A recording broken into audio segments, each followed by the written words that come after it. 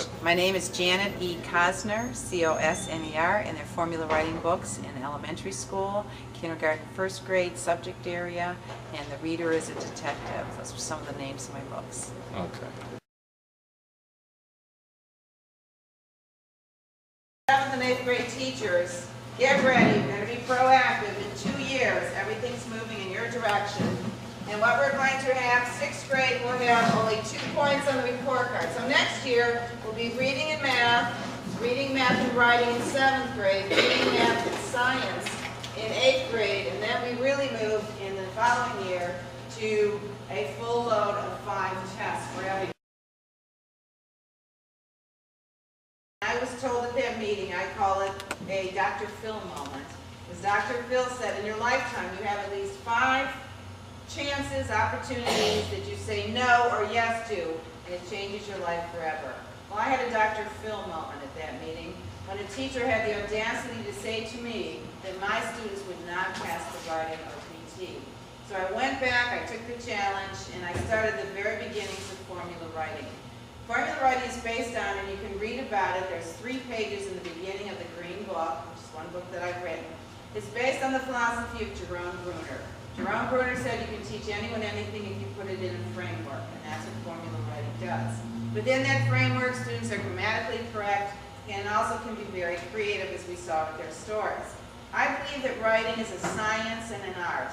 Today I'm going to show you the science of writing, then I'll move to the art of writing, because we are going to go into the 3-paragraph essay today, which means where it should be, it starts in 6th grade. It really starts in 5th grade. Your students come up knowing a 3-paragraph.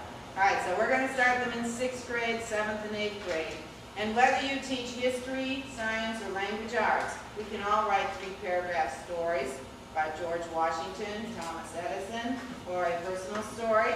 Or we can all write an expository or persuasive, persuade why we need to have drug testing for sports, persuade why we need to have uniforms, or an explain one, explain an animal in science, explain something in history. So we're going to move to a 3-paragraph after we get done with the show.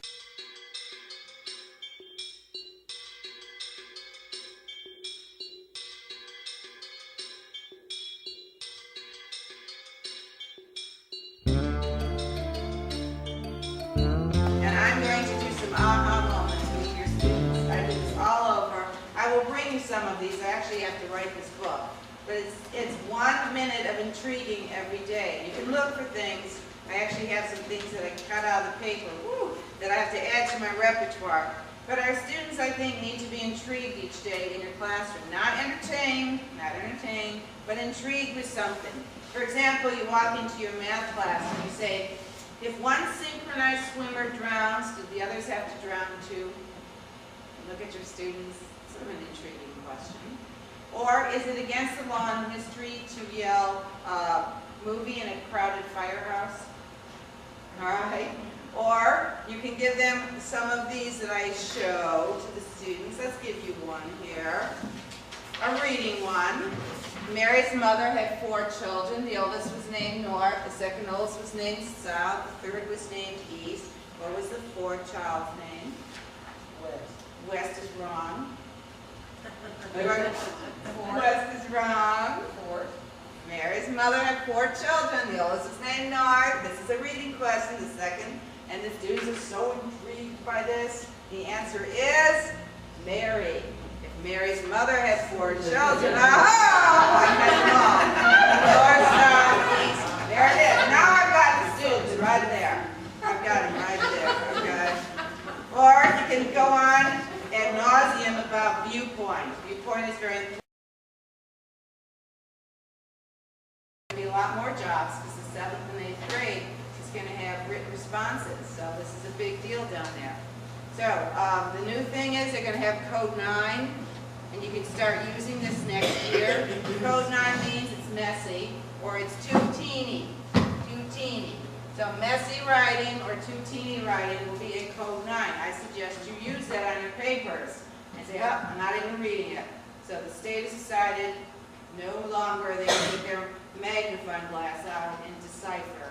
They can't read it, it's too small. Code 9. Now what do you say to the small writers? You have one this year, small printer? That's what I used to say all the time. I met 3 this year. I don't know their names, so I have to go up. What's your name? Robert. Okay, Robert, could you do me a favor? Could you please write smaller? And he immediately writes bigger. All right, so say that to your teeny writers. Could you please write smaller? And they'll write bigger. All right, try paradox on them. They don't know what to do. Cleveland Heights High, 3 girls were screaming in the hallway. I'd go up and I'd say, could you please be louder? They immediately start screaming and they stop immediately. Charles and Amanda, could you please talk more in the back of the room? They would go up and they would immediately stop. So if you want to get your students to do something, try the opposite. And it really works with them, especially in middle school. All right, so there it is. Code 9, the messy, help them to really move through. Answer what is being asked, all right? How can teachers prepare for all the new tests, all right? So we're going to swim through and underline. Teachers can prepare. I want to switch it around. And this is exactly what you're talking about. Take the question and flip it into a statement. Teachers can prepare for all the new tests. Now, stop here for a minute. This is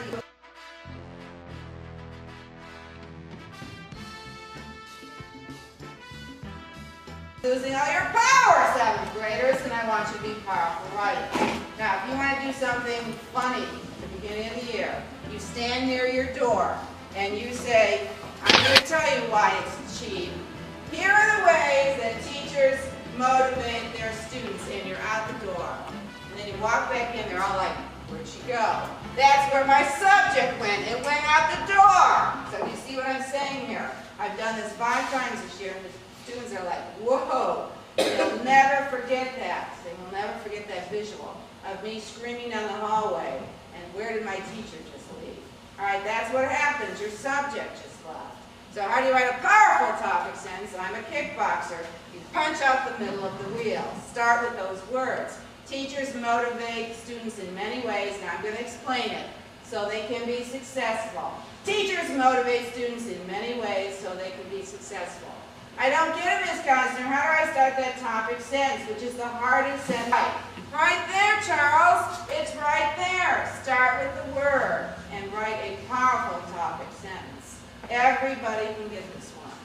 All right, then 2 examples, all right? This is where we're going to snap it. Next, turn each spoke in each sentence by snapping the inner spoke, these are snaps, to the outer spoke with snap words. So this looks like a snap or a button.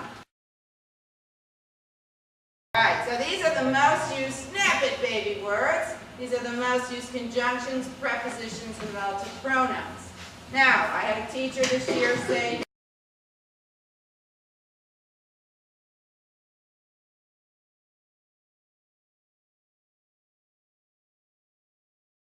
how many words do we at least need in each spoke? 10. All right, so here we go. We have all these new tests so our students can be successful in life. One reason is because of the No Child Left Behind Act, which, there it is, snap it baby, gives a test in every grade, bullet, kindergarten through 12th grade. See, I'm adding more words at the end. Another reason we have all these teacher standards that are found in the OTE books in Compass. There it is, 10 words. And lastly, students can read or write, snap it baby, and they, I have to have some words here, they were getting a high school diploma. Answer what is being asked, all right? How can teachers prepare for all the new tests, all right? So we're going to swim through and underline. Teachers can prepare. I want to switch it around. And this is exactly what you're talking about. Take the question and flip it into a statement. Teachers can prepare for all the new tests. Now, stop here for a minute. This is and it's a very important skill. What formula writing does is give a framework to the students' thinking.